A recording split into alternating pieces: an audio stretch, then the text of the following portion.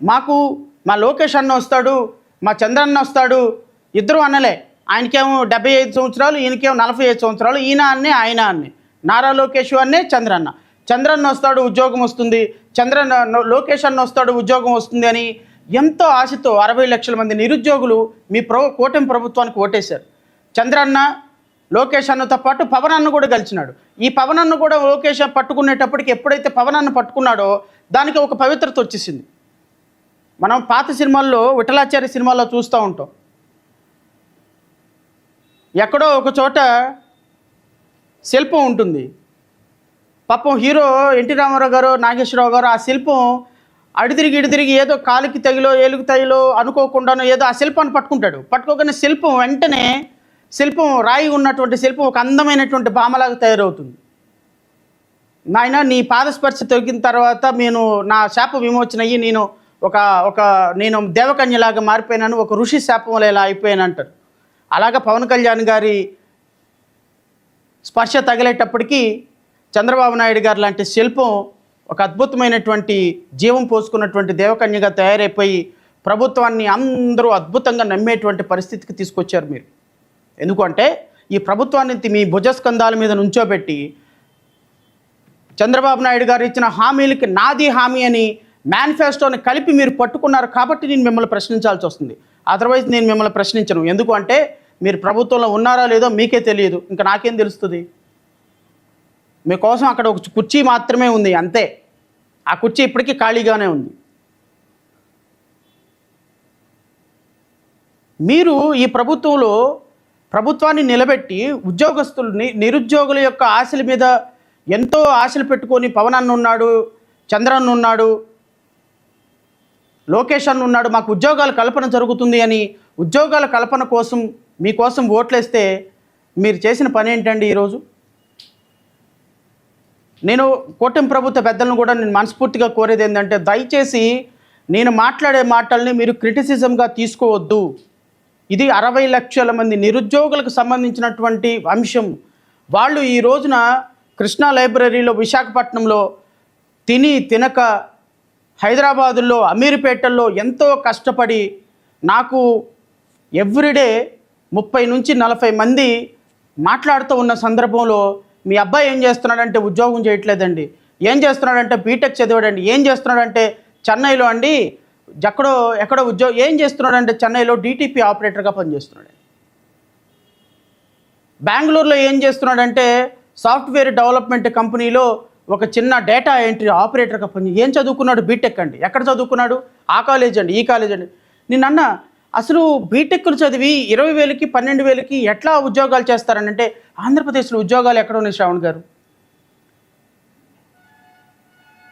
2 లక్షల మంది నిరుద్యోగులు ప్రతి సంవత్సరం ఇంజనీరింగ్ విద్యార్థులు మన ఆంధ్రప్రదేశ్ రాష్ట్రంలో 2,12,000 ఇంజనీరింగ్ విద్యార్థులు ఎవ్రీ ఇయర్ రిలీవ్ అవుతున్నారు.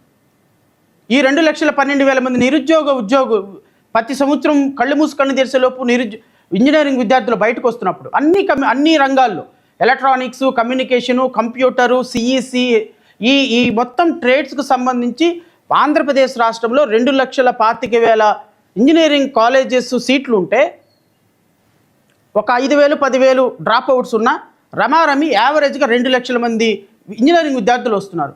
2 లక్షల మంది ఇంజనీరింగ్ విద్యార్థులకి కనీసం 200 ఉద్యోగాల కల్పన ఆంధ్రప్రదేశ్ రాష్ట్రంలో చేయలేని దుర్భరమైన పరిస్థితుల్లో ఆంధ్రప్రదేశ్ రాష్ట్రం ఉంటే దీనికి బాధ్యత ఎవరు వహించాలో చెప్పమంటున్నా నేను. ఆంధ్రప్రదేశ్లో విజయనగరంలో చదివితే ఇంజనీరింగు హైదరాబాద్ బస్ ఎక్కటం, శ్రీకాకుళంలో ఇంజనీరింగ్ చదివితే చెన్నై బస్ ఎక్కటం, విశాఖపట్నంలో చదివితే పూణే వెళ్ళటం, ఈస్ట్ గోదావరి, వెస్ట్ గోదావరి, విజయవాడ వీళ్ళందరూ బెంగళూరు వెళ్ళటమో, చెన్నై వెళ్ళటమో, లేకపోతే పూణే వెళ్ళటమో తప్ప ఎవడైనా ఆంధ్రప్రదేశ్ రాష్ట్రంలో ఇంజనీరింగ్ చదివి ఆంధ్రప్రదేశ్ రాష్ట్రంలో ఉద్యోగం చేసే పరిస్థితి ఉందా? 5.5 కోట్ల మంది ప్రజలు, సస్యశ్యామలమైనటువంటి భూమి, బ్రిటిష్ వారు, డచ్ వారు పరిపాలించి ఈ రాష్ట్రాన్ని ఎంతో గొప్పగా పరిపాలించిన భూమి పట్టుమని 10,000 మందికి ఉద్యోగాలు ఇచ్చుకోవాలని దుర్మార్గమైన పరిస్థితుల్లో ఉంటే మనకేం కావాలి అంటే పవన్ కళ్యాణ్ సినిమాలో ఇలా అన్నాడంట, ఆయనకు ఓట్లు వేసేసి 21 సీట్లు ఇచ్చేస్తాం. మనకేం కావాలి అంటే నారా లోకేష్ గారు 4000 కిలోమీటర్లు పాపం ఒళ్ళు తగ్గడానికి పాదయాత్రలో నడిచి వాగ్దానాలు చేశాడంట, ఆయనకి ఓట్లేసేస్తాం. ఏంటి ఎవరికి ఓట్లేస్తున్నాం మనం?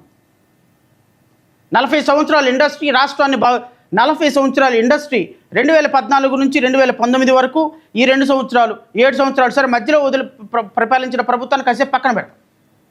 మనం 7 సంవత్సరాల నుంచి ఈ రాష్ట్రాన్ని పరిపాలిస్తున్నాం. కంబైన్డ్ రాష్ట్రంలో 12 సంవత్సరాలు రాష్ట్రాన్ని పరిపాలించాం. ఈ 16-17 సంవత్సరాలకు కానీ పట్టుమని 10,000 మందికి ఆంధ్రప్రదేశ్ రాష్ట్రంలో సాఫ్ట్వేర్ డెవలప్మెంట్ ఉద్యోగాలు చేయలేని మీరు ఇంటర్నెట్ని కనిపెట్టారా? మీరు మొబైల్ని కనిపెట్టారా? మీరు సిగ్నలింగ్ వ్యవస్థను కనిపెట్టారా? మీరు రాకెట్లు పైకి వెళ్ళి ఎగరటానికి చంద్రబాబు నాయుడు గారు కారణమైనారా? సిగ్గుందండి మనం ఏమన్నా మాట్లాడటానికి? ఏ రాష్ట్రంలో అయితే మీరు ముఖ్యమంత్రిగా పనిచేశారో ఆ రాష్ట్రంలో, పుట్టిన రాష్ట్రంలో పట్టుమని 10,000 మందికి ఒక సాఫ్ట్వేర్ కంపెనీలకు ఉద్యోగాలు ఇప్పించుకోవాలని మీరు ఈ సాఫ్ట్వేర్ టెక్నాలజీ పుట్టడానికి, సైబరాబాదు పుట్టడానికి కారణమైనారు. మీరు ఒక అపర భాగీరథులు, మీరు ఒక నారద మునీశ్వరులని ప్రపంచం అంతా చెప్పుకుంటుంటే మనం సిగ్గుపడాల్సిన పని లేదా?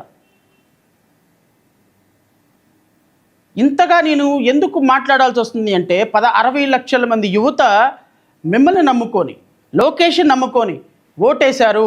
ప్రతి సంవత్సరం జనవరి 1వ తారీఖున జాబ్ క్యాలెండర్ ఇస్తాను అని కొన్ని వందల సార్లు ప్రకటన చేసిన మీరు రాష్ట్రంలో ఉన్న యువతకి ఏం సమాధానం చెప్తారో ఖచ్చితంగా ముక్కుకి నేలకు రాసి సమాధానం చెప్పితేరా.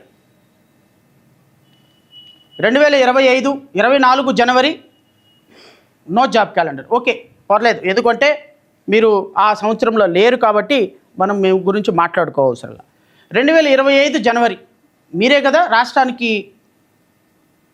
మంత్రి, అధికారిక ముఖ్యమంత్రి. 25 జాబ్ క్యాలెండర్ ఏది? అయిపోయింది. 26 ఒక సంవత్సరం పోయింది. 26 జాబ్ క్యాలెండర్. 26 జనవరిలో జాబ్ క్యాలెండర్ ఏది? మీరు చెప్పిన మాట ప్రక్కమైన అడుగుతున్నాను నేను. మిమ్మల్ని చొక్కా పట్టుకొని, గల్లా పట్టుకొని రోడ్డు మీదకి తీసుకొచ్చి మిమ్మల్ని రేపొద్దున యువత ప్రశ్నించే స్థాయికి వస్తుంది. ఎందుకు అంటే మీరు చెప్పినట్టు ఇదేదో మ్యానిపులేషన్ యుగం కాదు. మోడీ కంటే మీరు పెద్ద మ్యానిపులేషన్ ఏదో చేయగలుగుతారని నేను అనుకోవటంలా. అలాంటి మోడీనే చొక్కా పట్టుకొని జంతర్ మంతర్కి లాగిన వాళ్ళం మిమ్మల్ని ధర్నా చౌక్ లాగడం పెద్ద కష్టమేమి కాదు నారా లోకేష్ గారు. నేను మిమ్మల్ని అడుగుతున్నాను నారా లోకేష్ గారు, మీరు జనవరి 26వ తారీఖున 1వ తారీఖు 2026వ సంవత్సరంలో జాబ్ క్యాలెండర్ రాష్ట్ర ప్రజలకి, రాష్ట్ర యువతకి ఎందుకు ఇవ్వలేదు? జై భీమ్రావ్ భారత్ పార్టీ చాలా స్పష్టంగా ప్రశ్నిస్తుంది. దానికి మీరు సమాధానం చెప్పితీరా. And for your kind information, ఇంకా within 4 months job calendar 2027 జనవరి వస్తుంది. మీరు ఎన్ని జాబులు ఇచ్చారో ఖచ్చితంగా చెప్పి తీరాలి. మీరు ఇచ్చినటువంటి జాబులు ఏంటి, మీరు ఇస్తున్నటువంటి ప్రకటనలు ఏంటి? నేను రాష్ట్ర ప్రజలను, యువతను కోరుతున్నా, గత 4 రోజుల నుంచి రాష్ట్రంలో మీడియాలో, ఎలక్ట్రానిక్ అండ్ ప్రింట్ మీడియాలో వస్తున్నటువంటి ప్రకటనలు చూడండి. ఇది చూడండి ఒక్కసారి. కొలువుల జాతర, ఇట్స్ అ బ్యానర్ హెడ్డింగ్.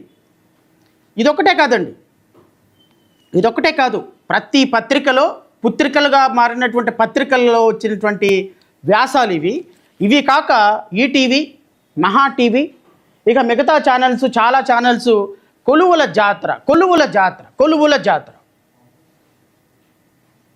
ఈ జాతర ఏంటో నేను ఒకసారి మీకు చదివినిపిస్తాను. ఈ కొలువుల జాతర అంట GOMS నెంబర్ 81 డేటెడ్ 22/8/2026. ఈ గవర్నమెంట్ జీవో ద్వారా ఆంధ్రప్రదేశ్ రాష్ట్ర ప్రభుత్వం ఈ కొలువుల జాతరని శంఖంలో పోసే ప్రయత్నం చేసింది. నేను యువతని, నిరుద్యోగ తల్లిదండ్రులని కోరేది ఏంటి అంటే, ప్రభుత్వం ఎంత అందమైనటువంటి అబద్ధం ఆడుతుందో, ఎంత అందంగా, అద్భుతంగా ప్రజలని మోసం చేస్తుందో మీరు ఒక్కసారి గమనించమని కోరుతున్నా. ఇది ఎవరిని మోసం చేసుకుంటున్నామంటే తల్లిదండ్రులను కాదని కొడుకు సిగరెట్ తాగుతున్నాడు. సిగరెట్ తాగుతుంటే సరే ఒకసారి సిగరెట్ తాగారు కదా అని చెప్పేసి తల్లికి తెలిసినా ఏం మాట్లాడలే. రెండోసారి, మూడోసారి, నాలుగోసారి తాగటం అలా సిగరెట్ నుంచి డ్రగ్కి వెళ్ళిపోయినాడు. ఇక డ్రగ్ దగ్గర నుంచి గంజాయి, ఈ మత్తు మందు, నల్ల మందుకి వెళ్ళిపోయాడు.